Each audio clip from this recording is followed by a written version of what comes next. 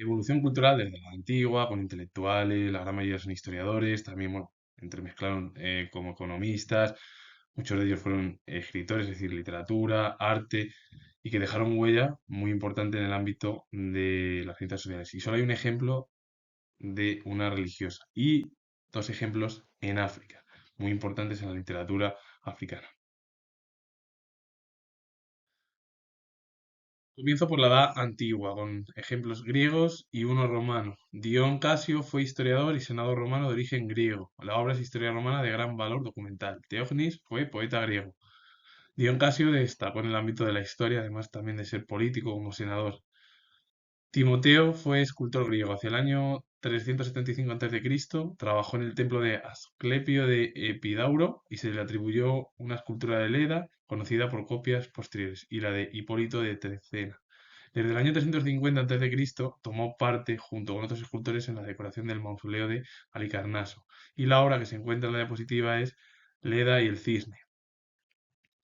Escopas fue escultor griego, junto con Praxíteles y Lisipo, se le consideró de la tercera figura de la escultura griega más importante del periodo posclásico, el siglo IV a.C., y la obra es Meleagro y el jabalí de Calidón. Por cierto, la figura de Timoteo se encuentra ya en la diapositiva, la de Escopas no, pero ambos dejaron huella en el ámbito de la escultura griega. Y los dos ejemplos anteriores fueron en la literatura y en la historia de la Edad Antigua. En la Edad Media, Jean Froissart fue historiador y poeta francés, vivió entre la nobleza de varias cortes europeas, viajó por Francia, Italia, Escocia y la península ibérica y en Inglaterra sirvió al monarca Eduardo III y a sus hijos. Fue capellán de Blois y canónigo de Chimay. Dedicó el final de su vida a la redacción de las Croquines, de 1371 a 1400, cuando se publicó, donde narró los avatares de la Guerra de los Cien Años.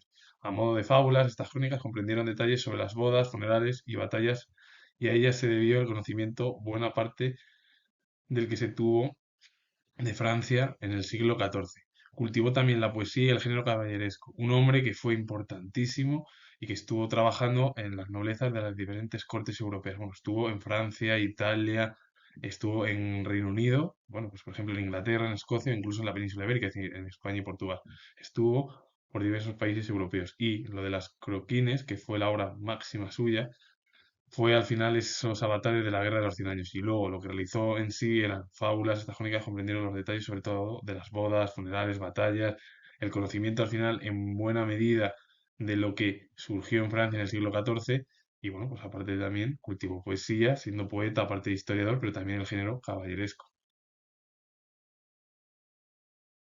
Pedro Rubiales fue pintor español cuya trayectoria artística se desarrolló en su mayor parte en Italia, donde fue conocido como Rubiales españolo y también Pietro Rubiale o Rubiale. Poco se supo de su época de aprendizaje, se sabe que estuvo documentado en Madrid en 1536 y que en 1540 pintó en Valencia junto a Gaspar Requena el retablo de Santa Úrsula para el convento de la Puridad, que hoy se encuentra en el Museo de Bellas Artes de Valencia, que presentó evidentes afinidades con el arte del italiano Rafael Sanzio. Pedro Rubiales fue una figura importantísima por su desarrollo artístico en Italia.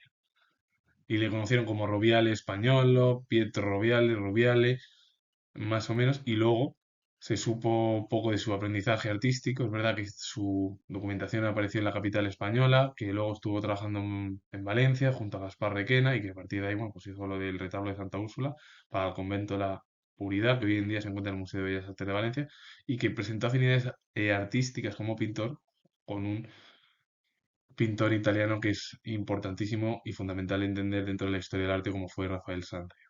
Y la obra es el detalle de la batalla de Zama de 1544 que se encuentra en la diapositiva. Antoine Laferrie fue impresor, editor y grabador francés, activo en Roma, donde su taller fue por espacio de más de 30 años, desde 1544 hasta su fallecimiento, el centro de un floreciente comercio de estampas y grabados. Entre 1553 y 1563 estuvo en sociedad con Antonio Salamanca, librero del campo de Dei Fiori. El índice de estampas a la venta en su taller en 1532 fue uno de los ejemplos más antiguos de catálogos editorial. Se conservó en la Biblioteca Mauseriana de Florencia y contiene 500 títulos. La obra es Geografía, Tablas modernas de geografía de 1570, con la imagen del Atlas sosteniendo el mundo. Ambos, sobre todo el primero, fue un pintor importantísimo en España, no tan conocido, pero que su huella en el arte es fundamental. El segundo fue más impresor, editor y grabador en el ámbito francés. Giovanni Battista Adriani fue historiador y político italiano. Escribió para Cosme I de Medici en la obra Crónica de su tiempo, centrada en su principado durante 1537 y 1574. Fue hijo del humanista Marcelo Virgilio y opuesto a los Medici. Cooperó en la defensa de la República Florentina en 1530. Caída Florencia, marchó a Padua a realizar sus estudios y volvió después a su patria, donde fue muy apreciado por Cosme I. Pues una de las, bueno, figuras principales como primero fue de los Medici. Mira que los Medici fueron una de las familias más importantes junto con los Borgia de la edad moderna europea. Y además, Adriani desempeñó durante 30 años la cátedra de elocuencia de aquella universidad. Hablando de Battista Adriani es hablar de uno de los historiadores y políticos más importantes del periodo del Renacimiento italiano. Jean Foucault fue pintor y miniaturista francés, sin datos sobre su actividad hasta 1443, fecha en la que estuvo documentada su presencia en Roma. Permaneció en esta ciudad hasta 1447 y pintó un retrato del Papa Eugenio IV, hoy desaparecido. La obra que se encuentra en la diapositiva es Etienne Chevalier con San Esteban. De Jean Fouquet, pues hay que hablar que fue uno de los artistas también más importantes también de aquel periodo justo de la Edad Moderna y que su actividad comenzó en 1443. Y prácticamente donde permaneció su presencia artística fue en la capital italiana, en Roma, que permaneció ahí en Roma hasta 1447. Pintó un retrato de uno de los papas más importantes también del momento, como fue Eugenio IV, pero que se quedó, bueno, desapareció. Y una de sus obras también es Etienne Chevalier con San Esteban, que es pues importante. Manuel José de Labardien y otros dos ejemplos pertenecieron a la modernidad hispanoamericana. Manuel José de Labardien fue escritor argentino, abordó en su obra temática localista adecuada a la estética neoclásica. La obra es Oda al Panará de 1801. Un hombre, bueno, que perteneció prácticamente a esa transición entre el neoclasicismo y el romanticismo, que era el final de la edad moderna con la Ilustración y el comienzo de la edad contemporánea con el romanticismo. Y luego ya la segunda mitad del siglo XIX el realismo. Pero el comienzo fue el romanticismo. En la primera mitad del siglo XIX europea y sobre todo también en el otro lado del charco con Estados Unidos y el resto de América. Ruy Díaz de Guzmán fue historiador de las Indias, considerado a menudo el primer historiador y cronista de Paraguay y el Río de la Plata. Calificación estuvo discutida por algunos analistas que lo vieron más bien en su calidad de escritor, como el pionero de la ficción paraguaya y rioplatense. Un estudio detallado de su obra demostró que ambas caracterizaciones tenían su grado de verdad, donde tuvo en cuenta que por aquel entonces el oficio de historiador no estaba muy delimitado, ni siquiera en Europa, donde mito y realidad se mezclaban en un juego de luces, agradable a la lectura, pero no siempre objetivo. Y la obra es argentina manuscrita, que gozó de gran éxito y, bueno, de gran crédito, como la más fidedigna historia del Río de la Plata en el siglo XVI, hasta que la crítica del siglo XIX puso de manifiesto sus defectos. ¿Qué pasaba a lo mejor en la Edad Moderna, sobre todo? Que se decía que sí, que podía ser historiador, pero muchos analistas creyeron que Díaz de Guzmán pudo ser también escritor, pero por el paradigma ese de la mezcla, el juego de luces, mito-realidad, que ni existía tampoco en América, porque eran prácticamente, bueno, lo mismo que sucedía o sucedía en Europa. En Europa había el mismo síntoma. Había historiadores y escritores que contaban realidad, ficción en sus obras, pero claro, muchas no eran al final objetivas. Lorenzo de Zabala fue historiador y político mexicano, hijo de Anastasio Zabala y de María Bárbara Sáenz. Estudió en Mérida, Yucatán, en cuyo seminario de San Ildefonso tuvo la suerte de encontrar a Pablo Moreno, maestro en filosofía y enemigo de la escolástica. La obra es Manifiesto del gobernador del Estado de México de 1829 en Tialpán. Por cierto, ya en el siglo XVIII y siglo XIX, como por ejemplo Lorenzo de Zabala, sí que ya es considerado un historiador porque ya es algo ya que ya es más conocido. Ya el siglo XIX ya es totalmente más cercano al siglo XXI. Es verdad que siempre Ruy Díaz de Guzmán va a ser historiador de las Indias o escritor de los más importantes del periodo de la Edad Moderna hispanoamericana. En Estados Unidos también hubo varios ejemplos de historiadores, o arqueólogos, o egiptólogos, o economistas, o militares, que dejaron huellas sobre todo en el ámbito de la historia. James Henry Bristitt fue historiador, arqueólogo y egiptólogo estadounidense. Especializado en la arqueología del Antiguo Egipto, contribuyó notablemente a un mejor conocimiento de la civilización egipcia. Y la obra es Historia de Egipto de 1905. Un hombre, bueno, pues que se dedicó directamente a su vida al ámbito de la historia, la arqueología, la egiptología y fue de los más importantes en Estados Unidos y en la cultura anglosajona. Robert William Fogel fue historiador y economista estadounidense. En 1993 recibió el Premio Nobel de Economía junto con Douglas C. North por su aplicación de los métodos cuantitativos al estudio de la historia económica. Otro intelectual como historiador, pero sobre todo destacó como economista. Alfred Thayer Mahan fue historiador y militar estadounidense, autor de la obra La influencia del poder naval en la historia, 1660-1783, un célebre tratado sobre la importancia de la hegemonía naval que causó un gran impacto a finales del siglo XIX y principios del siglo XX. ¿Quién era una de las principales potencias? Y esto lo comento yo siendo historiador en aquella época, en la Edad Moderna, bueno, en lo naval o en las batallas navales, era Gran Bretaña. Y hablando de Gran Bretaña, dentro de la cultura anglosajona, como la anterior, la estadounidense, destacaron dos intelectuales importantes. Frederick William Maitland fue historiador y jurista británico, miembro de una familia burguesa acaudalada. Cursó estudios elitistas en los centros de Eton y Trinity College en Cambridge. Tras licenciarse en Derecho por la Lincoln Inn London en 1876, fue admitido en el Colegio de Abogados para ejercer la abogacía en Londres, profesión que abandonó en 1884 para enseñar Historia del Derecho en la Universidad de Cambridge. Y la obra es el Derecho inglés en el Renacimiento de 1901, English Law and the Renaissance. Un hombre que al final fue historiador, jurista, pero su vida al final fue el estudio de la jurisdicción, es decir, el derecho. Porque es verdad que lo abandonó al final en 1884 para dedicarse como profesor al final en la Universidad de Cambridge, como profesor, a hablar de la historia del derecho. Porque prácticamente Maitland fue jurista, en lo que destacó, aparte de ser historiador.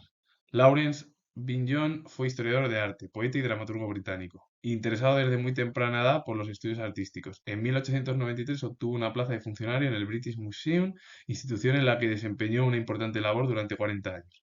Y una de las obras es Lyric Poems de 1894. Bueno, pues Binyon al final se dedicó directamente a una plaza que ocupó, que la aprobó y se dedicó pues, durante mucho tiempo, 40 años, estuvo, bueno, pues, desempeñando la función dentro del British Museum de, bueno, pues, de su país.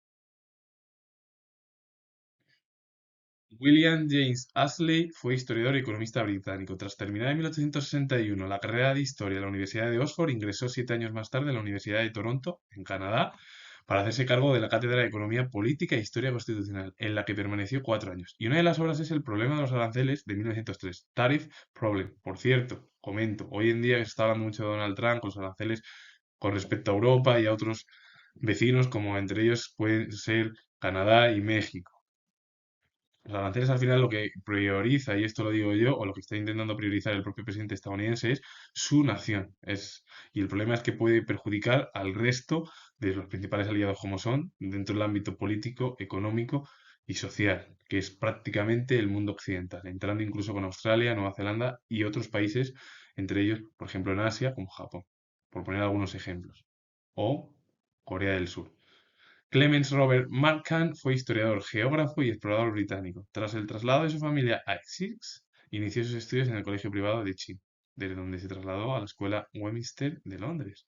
Cuando contaba con tan solo 10 años, escribió la historia de Inglaterra y con 14 años entró a formar parte de la Armada Británica. De esta manera, entre 1844 y 1848, estuvo en Perú, estudiando los restos del imperio de los incas. Desde ese momento, Perú se convirtió en el centro de sus estudios. Y una de las obras es Ricardo III de 1906. Un hombre al final que siendo historiador, geógrafo, pero sobre todo a lo que se dedicó fue a la exploración y se dedicó durante 4 años a estudiar los restos del imperio inca, es decir, se dedicó por completo a los estudios de Perú, el propio Robert Markham. Un ejemplo de mujer en el ámbito religioso, Teresa de Lisieux fue religiosa carmelita descalza francesa. Fue declarada santa en 1925 y proclamada doctora de la Iglesia en 1997 por el Papa Juan Pablo II. El Papa Pío X la consideró la santa más grande de todos los tiempos modernos. Y una de las obras es Historia de un alma de 1898. Henri Folillon fue historiador de arte francés. La obra es Arte de Occidente de 1938. Jacques Banville fue historiador y escritor político francés, destacado representante del pensamiento conservador europeo en el periodo de entreguerras. Estudió en París, primeramente en el Liceo Henri IV y luego en la Facultad de Derecho. A los 20 años y tras un viaje a Alemania escribió una biografía de Luis II de Baviera Y una de las obras es Historia de tres generaciones de 1915 y 1918. Hablar de Henry Folisson y Jacques Bainville es hablar de dos de los principales historiadores más importantes de Francia. Banville fue primeramente por su pensamiento conservador en Europa. Y además realizó una obra, una biografía de un monarca, porque estuvo además en un viaje que realizó a Alemania. Robert Scarpit fue sociólogo, ensayista, crítico e historiador de la literatura francés, especialista en sociología de la literatura y de la comunicación. Y una de las obras más destacadas del propio Scarpit es Sociología de la literatura de 1958. Aparte, Scarpit fue uno de los principales pensadores dentro del ámbito de la sociología como historiador de la literatura francesa, porque él prácticamente fue sociólogo, pero él también se dedicó al arte literario. Robert Scarpit.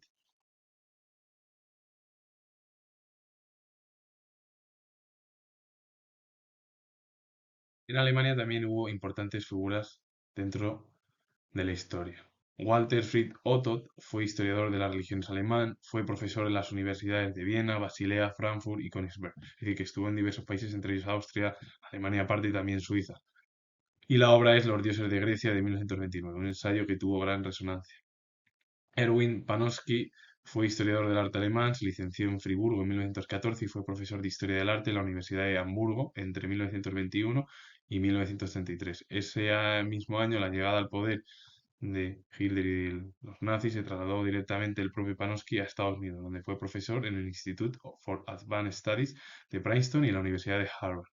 La obra es Studies in Ecology, Humanistic Theme in the Art of the Renaissance de 1969, cuando se publicó, donde la historia del arte se concibió como ciencia de la interpretación, que es al final los estudios de la iconología, son los tiempos humanísticos dentro del arte del Renacimiento.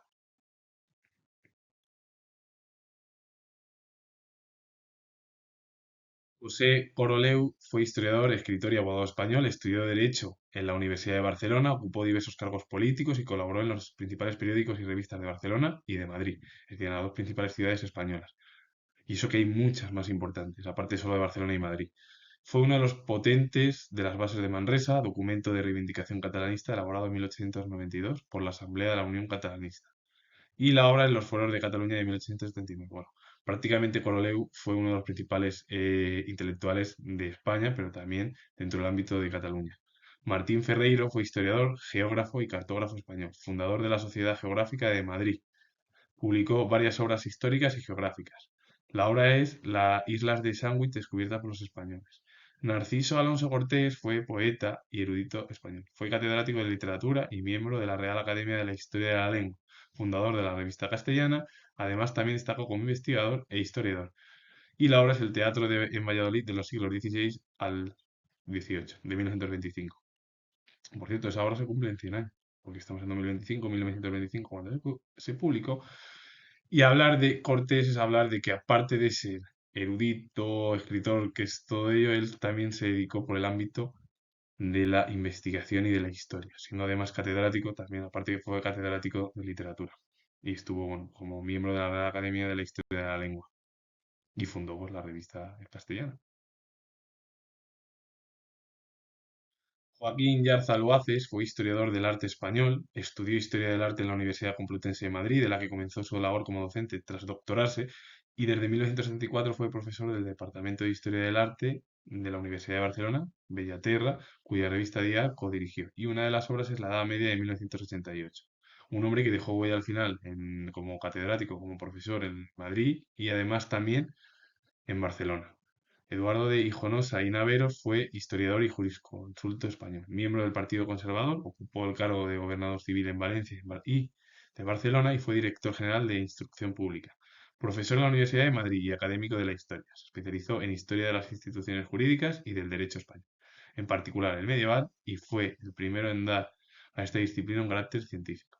Una de las obras es Historia del Derecho Romano de 1880 a 1885. Hablar de Hijonosa y Naveros es hablar de uno de los principales jurisconsultos españoles, aparte de historiador, porque él se dedicó prácticamente a la historia de las instituciones jurídicas y del derecho español, como algunos que han sido historiadores, pero cada vez también han dado o han priorizado, por ejemplo, el derecho.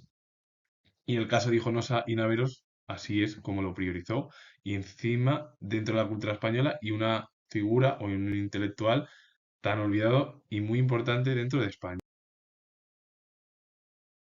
Y en Italia también hubo algunos ejemplos. Dos. Enrico Barone fue historiador y economista italiano. Tras cursar estudios en el Colegio de la Nunciatura y en la Academia Militar, alcanzó el grado de capitán de Estado Mayor en 1886 y el de coronel en 1903. Profesor de Historia Militar en la Escuela Superior de Guerra de Turín y la obra es Principios de Economía Política de 1908. Un hombre que al final, tras cursar los estudios en el Colegio de Nunciatura y en la Academia Militar, lo que alcanzó fue el grado de capitán de Estado Mayor en 1886 y luego de coronel en 1903. A partir de ahí se dedicó a profesor, explicando al final de Historia Militar en la Escuela Superior de Guerra de Turín. Alfredo Oriani fue historiador, novelista y dramaturgo italiano, de temperamento huraño y taciturno. Tras una infancia triste, fue educado en Bolonia en un colegio de parvanistas. La obra es Bicicleta de 1902. Es decir, hablando incluso de una figura, bueno, pues, huraña, taciturno, una infancia muy triste, educado en Bolonia en un colegio de barnavistas, pues dejó incluso huella en el ámbito de la historia como en el arte literario. Y ambos son figuras importantísimas en la literatura y en la historia de Italia. Johan Huizinga fue historiador neerlandés, representó una corriente historiográfica interesada en la historia de la civilización. Inicialmente se había dedicado a los estudios literarios y filológicos. En Groninga primero y en Leipzig después. Profesor de historia en el Instituto de Haarlem entre 1897 y 1905. En 1903 llegó a serlo con carácter libre de historia de la civilización y de la literatura en la Universidad de Ámsterdam. Obras Exploraciones de Historia de la Cultura de 1929. Un hombre que al final prácticamente fue una de las figuras más representativas de la historiografía dentro de la propia historia de la civilización, primeramente por estudios de literatura y filológicos en lo que él se dedicó, pero luego ya, porque además siendo ahí donde comenzó en Groninga y luego en Leipzig, se convirtió finalmente en profesor de historia durante prácticamente casi 10 años, estuvo 8 y en 1903 llegó a serlo con carácter libre de historia de la civilización y de la literatura en la Universidad de Ámsterdam. Un hombre, bueno, que trabajó prácticamente en varios lugares europeos, aparte también dentro de Países Bajos.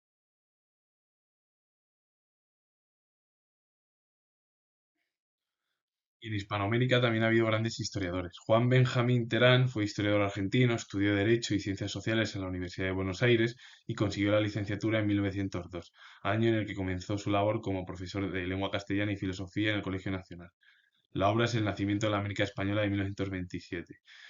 Terán lo que fue es uno de los principales historiadores en Argentina, pero él estudió Derecho y Ciencias Sociales en la Universidad de Buenos Aires y consiguió la licenciatura justo en 1902 y ahí es cuando se labró ya su futuro como profesor de lengua castellana y filosofía en el Colegio Nacional. José Gabriel Navarro y Enríquez fue historiador y diplomático ecuatoriano. Estudió Derecho, se dedicó a la política y la carrera diplomática y trabajó en numerosas instituciones culturales y pedagógicas. En 1911 fue nombrado director de la Escuela Nacional de Bellas Artes y posteriormente impartió clases de historia en la Escuela Normal de Quito. En 1928 fue cónsul general de su país en Madrid. Y la obra es Contribuciones a la historia del arte en Ecuador de 1925. Igual, Navarro y Enrique también, siendo historiador, se dedicó al ámbito de la diplomacia porque fue diplomático, pero es que dentro estuvo participando en política y en la carrera diplomática y trabajó luego también en las instituciones culturales, pedagógicas, fue nombrado director de la Escuela Nacional de Bellas Artes, impartió clases en una escuela, en la Escuela Normal de Quito. Y luego también fue nombrado cónsul general de Ecuador en Madrid. Y ambos dejaron huella al final en el ámbito de la enseñanza, pero sobre todo Navarro y Enríquez más en el ámbito político.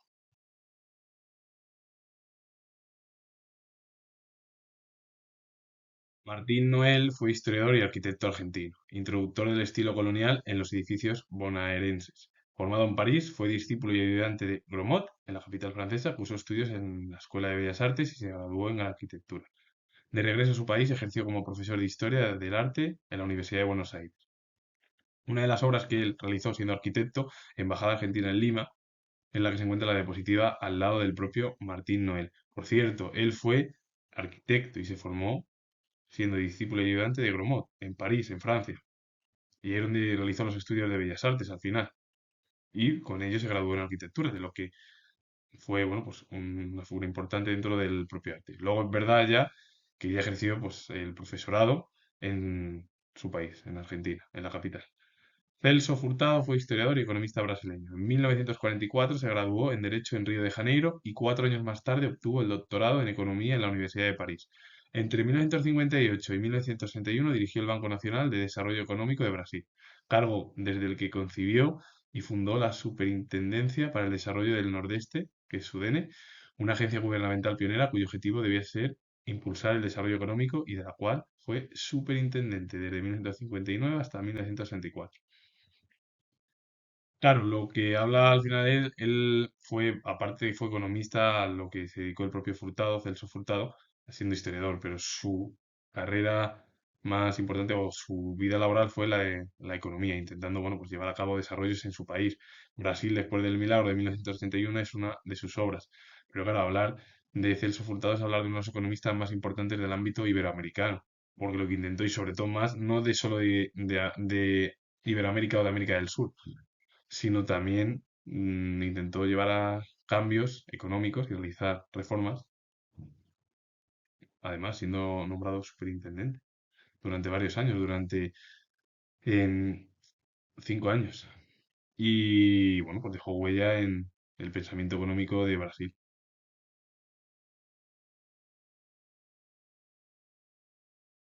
Porfirio Díaz Machicao fue historiador y escritor boliviano, intelectual polifacético, comprometido en las luchas contra las desigualdades sociales y de convicciones pacifistas. Vivió con amargura los acontecimientos de la Guerra del Charco de 1932-1935. Ejerció como periodista desde su puesto como director y propietario del diario El País, editado en la ciudad boliviana de Cochabamba, desde 1937 hasta 1970.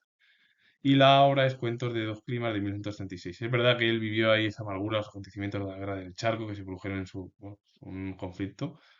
Y luego prácticamente, aparte de ser historiador, escritor, él realizó su labor periodística. Nathaniel Aguirre fue novelista y político boliviano, considerado un clásico de la literatura de su país. Su narrativa se escribió en la novelística de finales del siglo XIX como una excepción al relato colonial, al memorialismo y a la obra reconstrucción histórica que predominaron hasta entonces. Su obra sirvió así de puente entre el ya caduco romanticismo y el incipiente realismo. La obra es Represalia de Héroe de 1869. Y prácticamente lo que se hablaba era el retrato colonial, el memorialismo, obra de reconstrucción histórica, que era lo que predominaba prácticamente en el ámbito de la primera mitad del siglo XIX bueno, en muchos países de América del Sur. Él fue justo además el fin, o produjo el fin en su ámbito artístico o literario, con el romanticismo y el comienzo poco a poco ese incipiente realismo, que era cambiar radicalmente. Hay que decir que romanticismo y realismo nada tienen que ver, primero, porque el realismo es la realidad que cuentan los escritores. El romanticismo es ir hacia épocas pasadas, recuperar el pasado, el amor, todo, el periodo medieval. No solo el mundo occidental y oriental es muy conocido y ha dejado grandes intelectuales, también en África hubo grandes intelectuales, escritores, artistas que dejaron huella en el continente africano. Yo voy a hablar de dos ejemplos.